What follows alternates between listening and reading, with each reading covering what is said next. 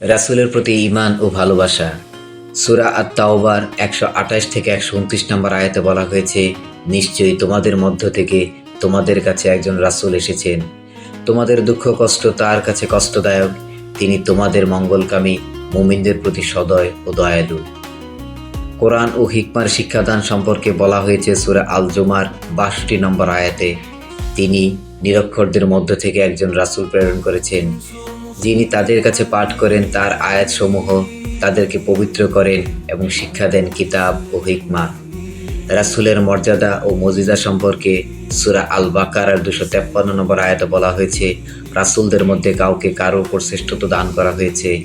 তাদের মধ্যে কেউ কেউ এমন রয়েছেন যাদের সাথে আল্লাহ কথা বলেছেন এবং কাউকে তিনি মর্যাদায় উন্নীত করেছেন। রাসূলের প্রতি দরুদ ও সালাম প্রেরণের নির্দেশ দিয়ে সূরা আল আহজাবের ৫৬ নম্বর আয়াতে বলা হয়েছে, নিশ্চয়ই আল্লাহ ও তার ফেরেশতাগণ নবীর উপর দরুদ পাঠান। হে মুমিনগণ, তোমরাও তার উপর দরুদ পাঠাও এবং যথাযথভাবে সালাম পেশ করো।